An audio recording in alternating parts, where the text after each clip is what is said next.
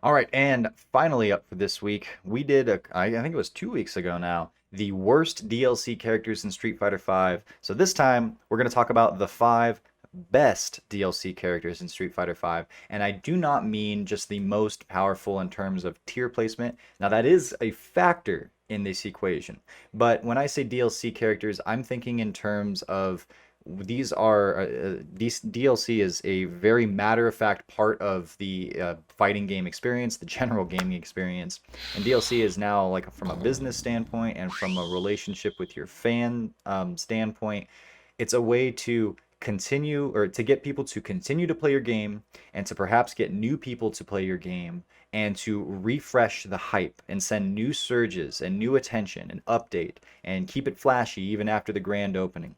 And so in fighting games, the biggest DLC contributor in this avenue is of course new characters. And so the worst sin that a new DLC character can have is to cause a sense of apathy. People don't care about it. And of course, Falke ended up being that character in the worst. So now when I look at the best, I want to see the characters that make the biggest splashes that are actually played consistently by people when we look at the rankings that Capcom releases monthly for the CFN or the Shadowloop page. And then also there's another kind of a little more subjective category, and that is, do they live up to their potential?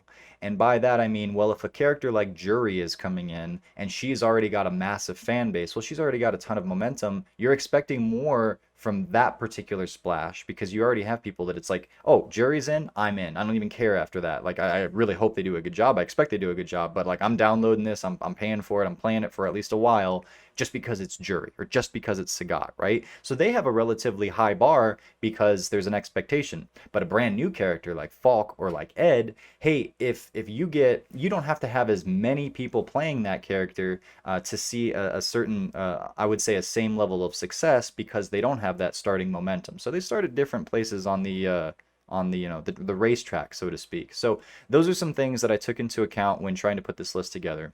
But let's kick it off with the most obvious, I think, success, and that is Akuma. Hmm. Love him or hate him, a lot of people hate him, and that's understandable, because he has always been one of the absolute best, if not the best character in the game, and that's usually the case for Akuma. He's got a lot of expectation. He's been in virtually every Street Fighter game, and like every time there's a guest in a Street Fighter guest, it's usually people with Akuma, save I guess for Smash Bros. But he's in there a lot of the time, John, and John, John. We never said it was Akuma. oh yeah, shout outs to Ono. Oh, I That couldn't really resist. bothered you. You guys, Oh, just for those that don't know, when they teased Akuma and they just showed like the sound of the raging demon and then his back with the lit up Wrath of the Raging, or the what's the term I'm looking for? The kanji. There it is. Uh and it was like it was very obviously Akuma, and then like the next day or maybe later that day, Ono tweeted like, "We never said it's Akuma. Who knows who it is?" And then you latched onto that like, this liar, this guy. It's like, what is he doing here? And you've never let that go. I look. I love Ono for what he did for Street Fighter 4 and bringing it back, and Yes. what he did for the fighting games and like his infectious personality and other stuff like that. Like he's a good guy. He's a really good guy. But some of the stuff he said during his run, it's like you just can't outright lie to people. Like you can tease them and mislead and stuff like that, but outright lying is like not okay. Like it's just, and it's like you can get it hung up on technicalities and all this other kind of stuff. But some of the stuff he did was like, dude, why are you doing that, man? Like that just it hurts your goodwill with your audience kind of thing. Yeah. And it's one of the things that we talked about Street Fighter having no charisma. It's like this is one of your marquee characters, as you've put him very high up here on the list. People should just be hype all around about just, hey, it's Akuma. This is one of the iconic fighting game characters, and you troll them, and it's like, Mhm. ugh, yeah. So anyway, that I digress. Well, So despite Ono's best efforts, I still think Akuma was an overwhelming incredible. success. Yeah. Yeah. He's been one of the strongest characters, and I said that would factor in earlier. If if a DLC character is strong, they're naturally going to get more playtime. People are going to want to use them, and that is important. don't break them, don't make it pay to win, but you need to make them worth trying out and encouraged. And I think that very clearly was accomplished with Akuma. He continues to be one of the top three most played characters, right up there with Ryu and Ken. Sometimes he's number four, but man, he's always up there. So everyone's playing him online. You see him plenty represented in tournament. In the higher brackets of tournament, of course, Tokido most famously, but then you got other people that have really been making waves with him as well. And this character Brandon has from Singapore, he just qualified for the Intel World Open with Ukuma. So yeah, I and want to shout Takamura, out. I think, crew. Yeah, Yeah. I Brandon is like not as well known as some of these other players who play Akuma, but he's really good. So look out for him. He's great. So right on. And so this character has been a reason for people to continue to play, to pick up the game. I don't think there's much question to it, and he's been consistently popular. So Kuma number one. Number two, similar vein, but I don't think he gets as much of a splash. But still, Guile. Guile came out in season one, and he was a relatively decent character. He actually made it to the Capcom Cup finals with NuckleDu in 2016, right? Had a lot of interesting Guile players like NuckleDu, Kaba. There's this guy named Daigo Umahara. So he's getting plenty of attention. He is also one of the most popular characters when it comes to the CFN stats, usually ranking around in the top five or so. And he's also one of those iconic original Street Fighter 2, boys at the table kind of a thing. He doesn't have eyebrows. I've had some issues with Guile being kind of overpowered at times, but again, that kind of feeds into, well, it makes people want to play him. And overall, I think he's been a really big success. I think a lot of people will have continued to play the game because he's in the game, and with him, as many pros as he's attracted, and as often as he's used, as often, a lot of people have downloaded this character. A lot of people have seen this as a worthwhile thing to put more money, or if you're buying him through Fight Money, more time into to get him on your console, and it's been more of a priority than most of the rest of the DLC characters. So pretty, cut and dry there, but Guile has been one of the big wins in terms of DLC. I have to talk about Guile's skin flaps because he does not have eyebrows, but he has these like Weird. really crazy ass like skin flaps, like where his eyebrows should be. So it kind of looks like he has eyebrows, but it's just like really intense skin. Just pronounced like Yeah. forehead. And so Yeah. the question would be, John, if you had skin flaps like those where your eyebrows should be, would you shave your eyebrows like Guile does too? I think you wouldn't have a choice, right? Yeah. Because you'd have to do that kind of a Yeah. thing. It's like you got to embrace it. It's halfway Yeah. there. Don't be lukewarm, man. Go all the way. Exactly. So that's what makes Guile awesome. The only Anyway, thing. yeah. Okay, so character number three. This was interesting. I did not plan to put this character on the list, but when I was looking at stats and then thinking about it, I guess he's on the list, and that's Kage. Kage is surprisingly popular. Yeah. He's never been one of the best, although he did have the likes of Daigo and now Snake Eyes. Although Snake Eyes hasn't been too much in the public eye, he's got his streams, and he's a really strong player, very entertaining to watch. You can sniff out someone's weakness and just go for the jugular like no other that I've ever seen or played against. But Kage is the main focus here.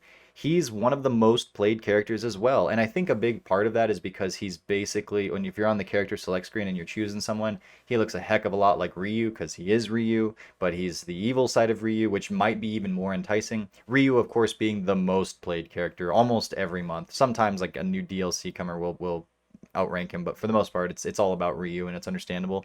The series poster boy. Well, Kage comes out, and he's like the evil bad boy side of Ryu, if you don't want to play the B-boy side of Ryu. And I think that he's been very attractive to a lot of people.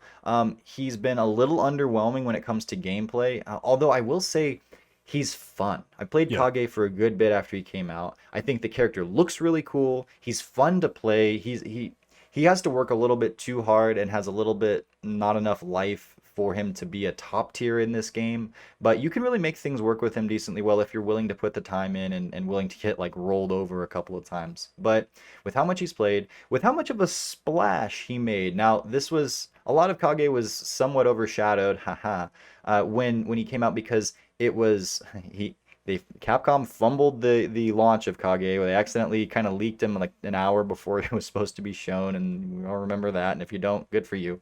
And then it was followed by we're doing things differently. So his initial splash was there, But we kind of quickly started to look at a lot of the negative things because that was right before Capcom went into a fairly dark period with SF5. But when he was revealed, there was a lot of interest for him, and I think a big part of it was because he was more so than a lot of other characters, sort of a tieback or callback to Street Fighter 4. Evil Ryu and his V skill one, which was the only thing he had at the time, he didn't have two V skills at that point, was very similar to a focus attack. And I think there was a lot of hype for him. Then you have people like Daigo giving him a fair shake and a fair shot and playing him a lot. He's been very popular, and I think a lot of people will, again, pick up this game or continue to play this game or at least download him and spend their money on him to play this character. And so I think he's checked a lot of the boxes that he was supposed to check and sort of passed through with flying colors, even if he's not the first one to come to mind. When you look at the numbers, it's like, man, Kage is kind of undeniable. Yeah, he's actually Evil Ryu. Kage is a throwback also to Street Fighter 3 Ryu, like with his crouching medium kick and other stuff. And it's a really important thing when Capcom's designing DLC that they make these kind of throwback characters. Like there's going to be the Street Fighter 5 throwback character in Street Fighter 6, right? That's definitely happening. Maybe a few of them, and hopefully it's not Rashid, but we'll see. But anyway, it's but that style of gameplay, it's really important to have representatives, people who can do that kind of stuff. And the perfect characters to do are often Shotos, because Mhm. like you have so many Shotos in this game. It's like, well, let's throw it back. And like even Kin in Street Fighter 5 is a decent bit of a throwback to Super Street Fighter 2 Turbo Kin, with all his crazy kicks and how involved those moves are. They're a big part of his gameplay. So they've done some really cool stuff to bring back and honor these previous games with specific characters, and I think Kage is definitely one of them. Mhm. So the fourth spot here, it was initially just going to go straight up to Urian. And the reason Urian's decently popular, not the most popular, but decently popular, and with how amazing he's been as a character, how undeniable people have gravitated towards playing him. There's always a Urian around. There's always a Urian in the tournament. He's not always in quite the top 10 most popular, but often so, and certainly around in like the top 15 in terms of CFN. The character is always popping up, and so I think he's driven a lot of DLC sales, and he's not the funnest to fight against, but again, he's really good with a lot of the different things that he can do. And I was gonna give the spot just solely to Urian, and I guess this would technically make it five, but I'm actually giving two characters the number four spot. Everything that I can say about Urian, I can also say about Balrog. So I gave Urian and Balrog the same spot here in number four. I don't know if you're allowed to do that, but since I'm the one making this list and I get to make those rules, I just did that. And yeah, it's Yuri and Balrog here because they've just been, since they came out, there's been a strong representation. There's always been pro players playing both of these characters. They've been interesting enough. They've both been way overpowered at times, but that also helps here in this particular avenue. And yeah, Urian and Balrog, like you can't deny just how popular they've been, how often you see them when you're watching tournaments, when you're playing online, whatever it is. They're always around, and you had to pay for them to get them. So hey, good business move, Capcom. Yeah, and I actually really firmly agree with this. People might be like, "Oh my gosh, like Catalyst hates Yuri," and it's like I don't like Urian's longevity at the top. Like that's where my big issue is like if this character's been so good for so long, and we've covered that in a previous video. But overall, I'm agreeing very heavily with what you said here because when you're talking about DLC, you can see a marked difference between someone like Balrog or Urian versus Falk. Right, like Balrog and Urian are all over tournaments. People play them. There's a lot of tech for them and other stuff. And so, yeah, overall, again, the only issue I have is like the longevity in terms of how good they've been for how long they've It's been. been a pain. Yeah. Yeah, and so, but that's it. Yeah, good stuff, man. So the last spot here, I have three characters. Two of them are going to be honorable mentions, and one's going to be our final spot. And I haven't been able to decide, so I wanted to sort of hash this out briefly with you. Okay, so I'm going to make my case quickly for all three of them. The first one is Seth. Seth came out fairly recently, just in the last, I guess, year and a half now. But Seth was one of those really OP characters that everybody and their mother had a pocket Seth or mained him, and just was very, very popular. Now has been nerfed down a bit though, and here's where it's just not matter of fact. Seth is like as soon as the character was nerfed a bit, people stopped playing. Went from being in like the top 10, everybody using him, to going like kind of in the middle of the pack. And I gotta wonder like, is the only momentum that Seth actually had how good he was? And so that's kind of the thing working against. The next character here is Sakura. Sakura had a lot of hype coming out, but she's also one of those characters with a fan base, so the expectations were really high for Yeah. Sakura. Yeah. She was a matter of fact home run that was kind of a double, maybe a triple. She's won Evo Japan. She's had some tournament presence, but when she has popped up, she's done really well. And she's kind of middle of the pack in terms of CFN popularity. So she's got stuff going for her, but she's not amazing in any of those categories, but sort of undeniable. And the last one here is Ed. Ed was very similar in terms of like what kind of DLC character he was to Falk. But unlike Falk, Ed has always had a decent amount of attention given to him. Yeah. Usually ranks just below Sakura in terms of CFN popularity, Yeah. but he's a brand new character. Like he doesn't have any momentum coming in, and yet he's also meant for new players because he's got those more simplistic inputs and such. And it's like, hey, very very clearly his function was to bring newcomers in and give them a character that they felt like they could, I don't know about master, but control more quickly, more rapidly. And I think Ed's really served that particular purpose really well. And with the way they've changed him over the years, they've only increased interest in him. And like a couple of times after a couple major balance patches, people have been like, Ed's the new like character to watch out for and look out. And you got people like Dominion back in the day playing him, and Infiltration, and there's some really good Ed players out there, like Corey Bell, I think was Mhm. recently made a decent splash with them in a tournament and such. And so it's like it's hard to say that Ed's not there. And so I have these three characters, and now that I've given you kind of the pluses and the minuses of them, do you have any one of those that jumps out as like a more successful DLC character based on the kind of parameters that we've set out here? I'm still very fond of Seth. I do like Ed. I think Sakura is a distant third on this one, just Hmm. considering her popularity and like just how many fans of her there is, and just those fans not playing her. She needed to hit a higher level, right? Yeah, that just doesn't do it for me. But I do like the inclusion of Ed, just on the simple fact that there was a lot of divisive stuff with his original design as he came out, because he is a continuation from Street Fighter 4 and Balrog's ending and stuff like that. He was present, and people were kind of hype about the character, and to have him have any traction whatsoever, and I think he's got enough to actually be a mainstay Street Fighter character now. Where Hmm. it's like, hey, they've done enough with him. But Seth kind of takes the cake because of Street Fighter 4's boss. At that point in the game, there were very few hype characters you could add, and Gil and Seth both came in there. And if again looking at the Inter World Open, like Seth is like the ultimate pocket character in this game. It's like, do you have a pocket Seth? It's like, okay, you're probably a pro player. And CN, of course, is still maining him, her, they. But you've got other people like Oil King, Gamer B, Big Bird, a bunch of others that are playing them still and doing well with them. And it's like, yeah, that's pretty good, especially this game late in the game's lifespan where you're dealing with 4 or 5 years of corporate knowledge of Cami, Yuri, and Balrog, whatever, and you have a brand new character who can make an impact. That's not easy to do. And the fact that Seth has done that, like, Seth is a clear winner here to me. But good case there for Ed. I'll go with it then. So, and you guys heard what I had to say about Ed, and you can make your own decisions by commenting in the comments below right after you've subscribed. There's a lot of people, by the way, that comment on this that haven't subscribed. Why not? If you're going to watch it regularly and it's all the same to you, help us out. Give us a subscription. Man, I really appreciate it. But anyways, those are those are our, I guess I should say now, because you helped out.